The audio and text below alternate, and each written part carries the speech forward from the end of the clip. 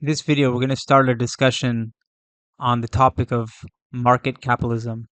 This is maybe a little bit of a spicy topic, especially on university campuses, but I hope to give a fair representation of this particular topic and this economic system so that you can see both the benefits as well as the costs. Just like in economic thinking, we want to understand both sides of the equation when it comes to uh, any particular thing, both the costs and the benefits, so that we can weigh both and see which way the scales tip. So it can be argued that market capitalist systems historically have driven significant economic growth, technological innovation, and improved standard of living for those societies that chose to pursue the elements of this particular economic and social system. So let's just talk briefly about the history of this kind of this way of organizing society and the ideological underpinnings of it. So you can argue that for much of human history, we humans lived in very feudal kind of situations where there was a elite class that controlled most of the assets and made much of the economic decisions, and there was the vast majority of people just kind of living uh, underneath that, without much property, without much financial independence or choice or freedom, and the spoils of whatever that economy produced tended to accumulate to that elite feudal class that was the ruling class. Enlightenment thinking, and the Enlightenment was kind of a philosophical and cultural movement in Europe in the 17 and 1800s. Started to shift the ideas around what governments should be, what society should be, what society should be optimizing for. When it came to economics, Adam Smith was one of the most influential thinkers of this particular movement of the Enlightenment. And so, this is not a philosophy class. You've probably heard of many of the philosophers, at least by name, that were involved in the Enlightenment: John Locke, Voltaire, David Hume, Isaac Newton, who we consider one of the key thinkers in physics, Ben Franklin, Thomas Hobbes. These intellectuals, these thinkers, are still widely regarded as influential in kind of our society now. Um, and the ideas that they expressed are still widely used, or cited, or kind of relied on. Um, and everything from the philosophy of science to government to economics, these thinkers were influential even now. Their thoughts on these topics are influential even today. Adam Smith has some very influential thinking when it comes to economics. I'll mention just two of kind of the more commonly cited ones. His book Wealth of Nations was a book on economics, um, and I would say the key aspect of it, maybe the take-home thing that you can remember, is that it changed the definition of what the wealth of nations is. Okay, so historically up to this point, the wealth of nations was considered the wealth of this ruling elite class. Okay, how much gold they had, how much silver they had, uh, their land holdings, uh, their that was kind of the wealth of the nation, was just the wealth of this particular class because they represented kind of their nations, and then the rest of the people were just kind of support to that. Adam Smith argued that really what we should think of as the wealth of nations is the total goods and services available to society. Okay, so Basically, he was arguing that the true wealth of a nation is the living standards of the people. Okay, so this philosophical distinction between just how much gold and silver the ruling class had accumulated in their treasury was not the wealth of nations, but rather it was how the people were living and their standard of living. Okay, so this was a much more democratic way of looking at things, where it was actually uh, a much more egalitarian and holistic way of measuring the wealth of nations. The other key idea that he is famous for is the invisible hand. Now, some people think that the invisible hand is just kind of supply and demand, and the economy just moves by this invisible force. That's part of it, but really, the invisible hand, if you looked at the context of what Adam Smith was talking about, was that he was arguing that even if you had economic actors in an economy that were self-interested, they just cared about their own profit, they just were competitive, they just wanted to win at their particular industry at the expense of others, that still leads to a result for the society that is beneficial. So even if the individuals are selfish in a society, them competing against each other and that whole process of competition, that leads to a benefit that benefits all members of society. Okay, so he basically was saying that it doesn't matter what the intentions of the individuals are. What really matters is the outcome to the living standards and the wealth of the nation. And he felt that these self-interested people, when they all act in an economy together, there's a network effect that was the invisible hand that kind of guides societies to a an outcome that creates more wealth. Okay, that was kind of his main idea here. He even argued that this idea, these self-interested actors will produce a better outcome for society, even if you had some benevolent king, for example, that had the intention of benefiting society. Okay, so he felt that the network effect of competition and self-interest, that leads to outcome for society that's better than just having someone trying to plan that out.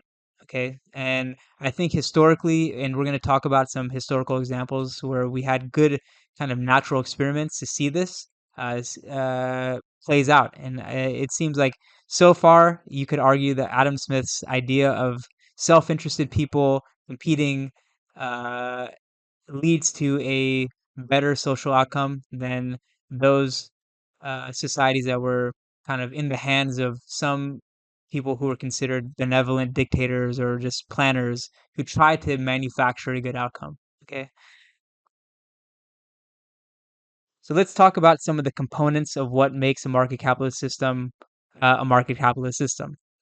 So the first is rule of law. So what does this mean? It means that everyone in society, the rulers all the way down to the laborers, everyone is equal before the law.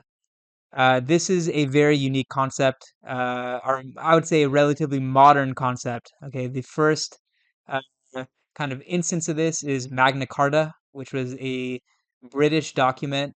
It was in England, I believe,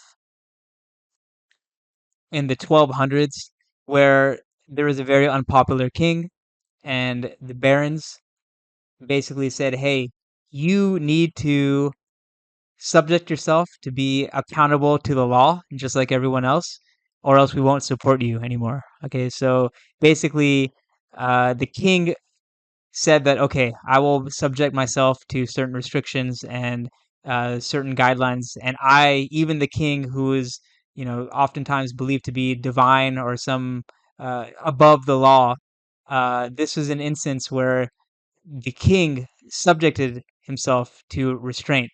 Okay, so that's why Magna Carta is kind of this first cut to the monarch, to the divine power of government and the state to be subject to law. Okay, so the rule of law is important because if you had some part of society that was above the law, then that creates a lot of uncertainty and instability in society. Okay, so you want rule of law to be in place because then that allows people to feel secure in their particular rights. Okay, and rule of law that kind of leads into private property rights. So basically, the owner of property wants to feel secure in their ownership rights to that property. And if they don't, for example, if you if it was the Wild West, okay, if you were like in America in whatever the 1800s, you go out to some land, you try to stake it, you make stake a claim to it, and then someone with a bigger gang of people is going to come with guns and just take your land. If you weren't secure in your ownership of that particular land, uh, for one, you're not incentivized to maximize its use. You're not going to invest in building something uh, long term there. You're not going to plant trees, for example. Let's say it's agricultural land. Why would you plant an almond tree which only starts really producing value for you in the fifth year if you weren't secure that you're going to be able to own that land for a long period of time? The same thing with building. Let's say you own land in New York City and you wanted to build a high rise, a skyscraper, and if you invested all the money to do that, yet someone could just come and take that property over, you probably wouldn't do it. So being secure in your private property rights is going to allow you the ease of mind to uh, maximize the use and invest for the long term. It is also valuable because if you didn't have private property rights and you couldn't transfer your property, things couldn't be allocated efficiently. If you weren't secure, both the buyer and seller, that what you were selling was yours and what the buyer was buying was actually going to be theirs, transactions would not happen as easily. Okay, so in order for efficient allocation of the resources of society, you need to be able to transfer things in a safe and effective way. So private property rights facilitates that. And then finally, this is more of a subtle thing, social stability.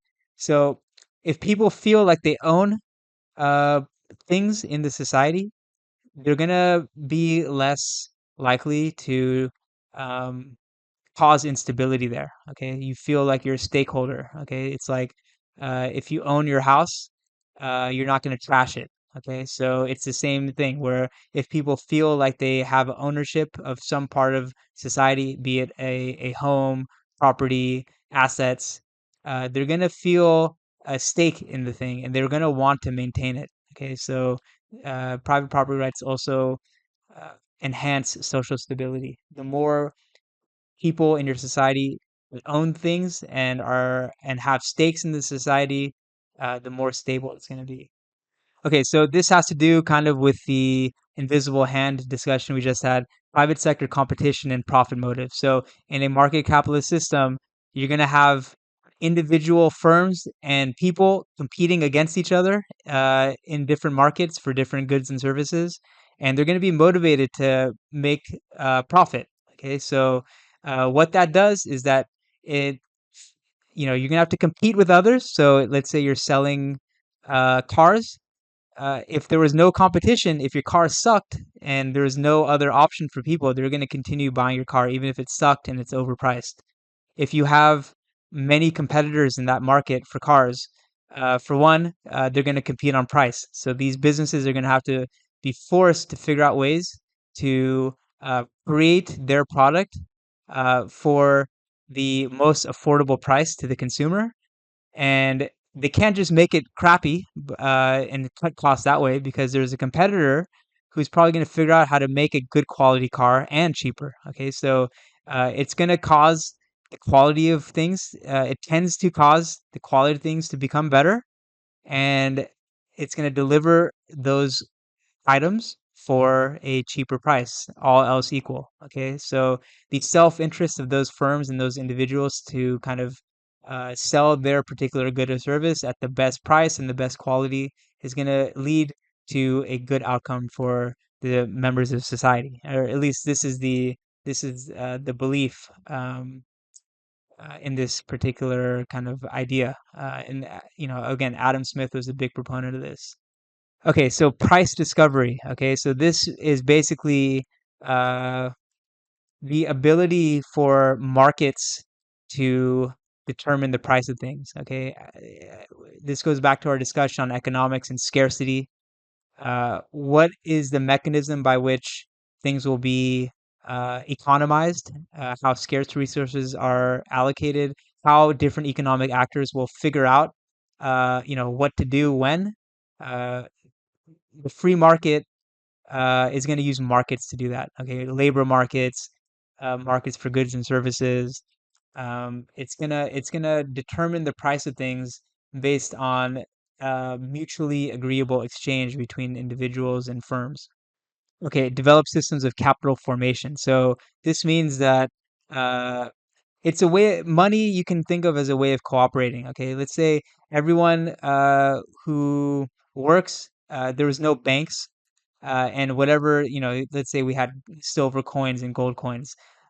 People would get a coin for selling their good or service and just hide it under their mattress. Okay, now you have all these silver and gold coins distributed amongst the population under everyone's mattress. Now, what systems of capital formation do is allow those people to aggregate their individual wealth together to do bigger projects. Okay, so when you put your money into a bank, it's going to aggregate your money together with all the other depositors, and the bank will be able to lend large sums of money because it's aggregated this kind of wealth across society to larger projects. You can, like, how else will oil, like an oil refinery, get built? It's a multi-million dollar project, and if you just relied on individuals um, to kind of come up with the money, it would be difficult. It would take someone a very long time to save up individually to do that project. But if you could coordinate a bunch of people together to do it and contribute money, it's much more doable. So banking is a one big capital formation institution. The stock market. So if I wanted to build that oil refinery, if there was a market for stock, like a stock market, I could issue shares. People could give me money in exchange for a percentage ownership of the oil refinery, and I could aggregate all that money together to build the thing. Okay, so uh, market capitalist economies are going to have ways like banks, stock markets, capital markets to aggregate wealth together to make investment, basically. Consumer choice. So this is a very liberal philosophy of individuals being able to choose what they want, the goods that they want, the jobs that they want to work. It's going to be This is kind of the idea of liberalism, is giving individuals free reign to do what they want, work the jobs that they want, and of course they have to be qualified, and the employer is also able to make the choice of who they hire. But there is choice. So if you wanted to be a doctor, you could train, and you had the sufficient competency to get into med school and all that, you could then work as a doctor. But really, it's an argument for liberty and freedom. Okay, for consumers to have choice. This is not always the case for societies. Okay. Um, for example, the communist societies, there's some level of uh, control over what goods and services are produced. So even if the people wanted a certain thing, the government or the central planning authorities may decide that that's not in society's best interest. So it's more who gets to make the choices of what you want. If you have consumer choice, people can say, people can decide with their money and with their decisions what they want, and usually the market will tend to supply that. Limited government regulation. So if government intervenes in markets, uh, they can often distort them and create inefficiencies. Um, Subsidies, for example, can, a lot of corn is produced in this country through subsidy and may go to waste. Uh, so, if there's a subsidy for something, then producers may overproduce, and that land that they would have been growing corn on could have been used for some other purpose, or so the government regulation also, like for example, for land use, maybe someone wants to build an apartment building on their land, but the government says no, you can't, even though that would be the best use for society. So lots of government regulation can stifle an economy significantly. And finally, we have the moral foundations for society. Okay, so this system requires a lot of trust. Okay, uh, when you do business with a counterparty, there's you can't take everyone to court all the time. That system of trade and commerce would just fall apart. Okay, so this system requires a large deal of trust and honesty and truthfulness, because if you didn't, then trade, all these kinds of things would just not happen. Okay, so for example, uh, there's a good story I heard from when the Soviet Union kind of tried to adopt a market system. The hotels, which used to just be kind of government run, they started basically charging, there was a more market based rate for the rooms. So when they first were coming into the system, the norms were not established. So you could maybe book a room in Moscow to stay for 2 nights. And then when you got there and you thought you made the reservation, uh, you got to the hotel and you said, "Hey, I made this reservation. I want my room." They would be like, "Sorry, we gave your room to someone else. They're willing to pay more." Okay, so that you could argue is rational. Someone came and paid more, but that's if that were the case, then no one would ever make a reservation, and that whole system would fall apart. So there's some norms, there's some good, dealings that have to be in good faith, and some understanding between the members of society in order to make this all work. And so if people were dishonest, if people were always trying to cheat each other, if people were treating a transaction as a one-time gain where basically, uh, if I can screw this person over and make more in this one transaction, then that's okay because I'm never going to see them again. Okay, so if these were the kind of norms that exist in our society, then this system probably wouldn't work. So the people have to have a certain level of understanding, norms, honesty, integrity for this system to work. And without that, then uh, we'd have to think about some alternative system, or just have our economy not work as well as it could.